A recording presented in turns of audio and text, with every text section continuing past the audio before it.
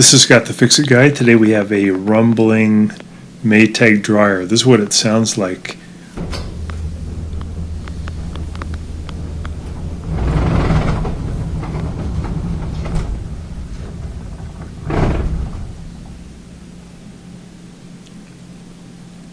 So even when you open the door, you can still hear that rumbling, and that's due to a loose blower wheel like this one here. These are pretty cheap.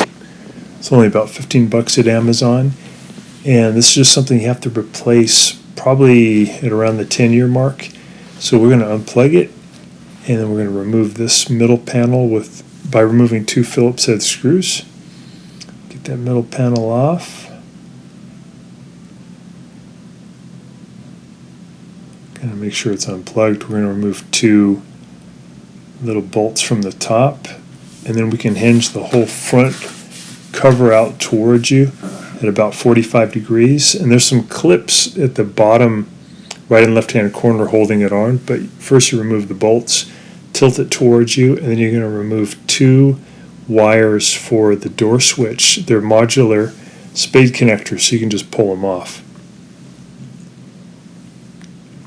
Once you have those off, you can lift the front panel off of the bottom 2 clips and just get it off to the side. It is hooked up still to a lot of wires, so one other thing you can do before you lift it off is to loosen up the little wire harness that's in the lower right hand corner. And it's got a bolt holding it into position, so you just loosen that bolt, get it off, and then you'll be able to keep all the wires connected, and you can set the entire front panel off to the right hand side of the dryer. You do want it to be supported, because if it fell suddenly, a lot of the wires would become disconnected. So I got that off to the side. I just pulled out 1 wire for the moisture sensor. It's just a spade connector, and I'm going to be removing now the front section here that's holding the tumbler in place. So we have to remove 4 different screws from each corner. We call this thing the bulkhead, so we can remove those screws. We have to lift up a little bit to get this off.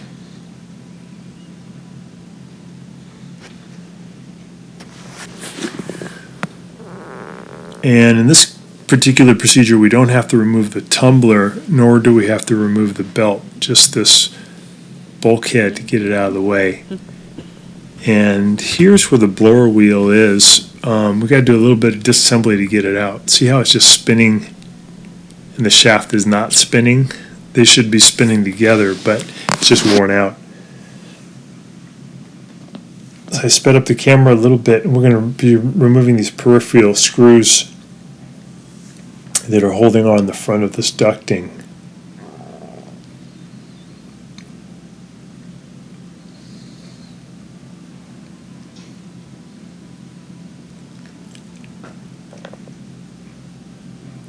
Once those screws are off, you can pull this front ducting cover towards you, and then it's pretty easy to take off the blower wheel and put the new one back on. The motor shaft is what's called keyed. It's round, but one section's flat, and then the blower wheel has the same thing going on. It's partially round and it has a flat section, but when they wear out, the whole part becomes rounded, and it no longer is really connected well to the motor shaft. So the motor shaft spins and the blower wheel doesn't spin. So we get that off, and now we're going to grab our pliers and remove a little spring clamp that's around the shaft. There's 2 things holding it on, the spring clamp and then a circlip. We're going to use these circlip pliers to fit into 2 little holes on the circlip to expand it out.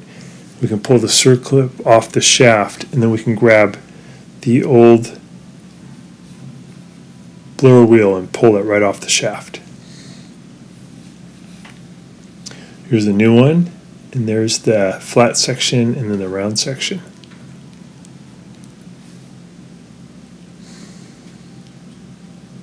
So we'll put that on, we'll twist it until the 2 flat sections line up, and we'll push it all the way in as far as it'll go. And we're going to add the spring clamp. It should come actually with a new one. Put that on with our pliers. Then using our circlip pliers, we'll expand the circlip a little bit and fit it over the front of the shaft. That locks on the blower wheel. So that's lining up really good, and that basically solves the problem. Now we just have to reassemble it. So we're going to take the front of the ducting housing and put that back on, and then put in those peripheral screws.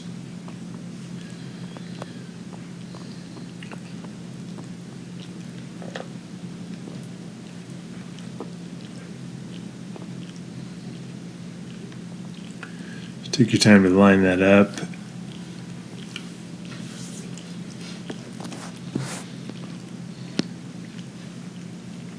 I'll zip those screws in. We sped up the camera a little bit again here. These are really good washers and dryers. When Maytag was making these prior to being bought out by Whirlpool, they made a really good machine that just lasted for years and years. More modern ones aren't doing as well for longevity, but they're good machines, just not lasting as long. So the things that can make a rumbling sound can also be the wheels that are supporting the dryer. This model, though, it's supported by bearing rather than wheels. So if you do have a rumbling, you know that that's going to be the blower wheel. But other models have little rollers that could also cause a rumbling. So putting the bulkhead back into position, and then we're going to lift it a little bit, and it actually has a tab that lines up with the frame. That'll help you out to line up the holes. Once you've got those in position, you can add those 4 screws back in. I'm just getting the wires ready for the door switch.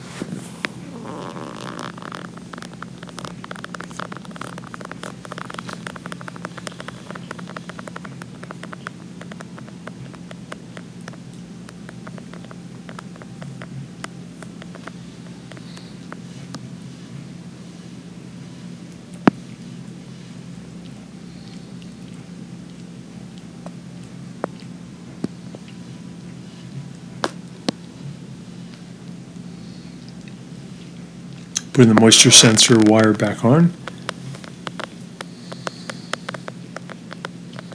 I'm going to carefully pick the front panel back up and then set it down on its clips.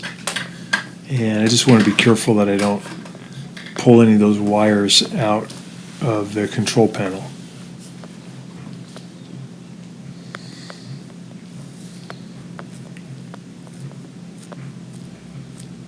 Set that down on the clips. And I'm going to feed that wire up in there for the door switch.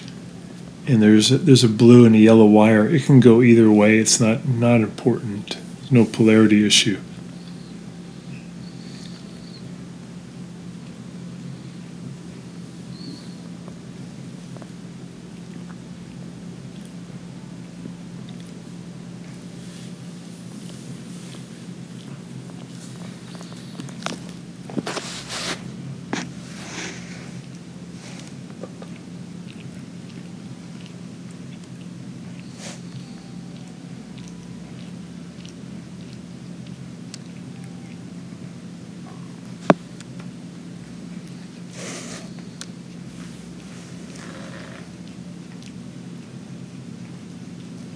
Okay, now we can close the front panel and put the two bolts back in at the top.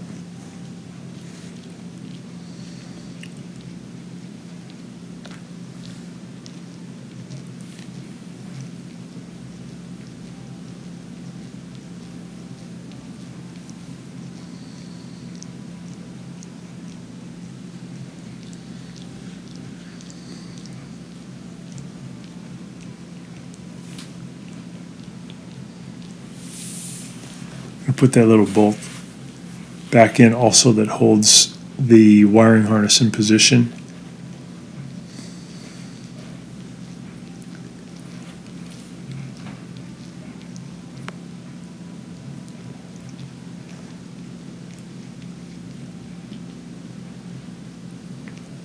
Put the front panel back on. Put in those two Phillips head screws that hold it.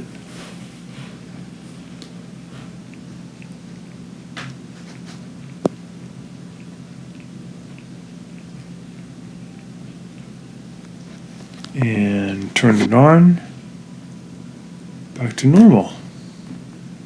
Hope that's been helpful to you, and please subscribe to our channel when you get a chance. Thanks for watching.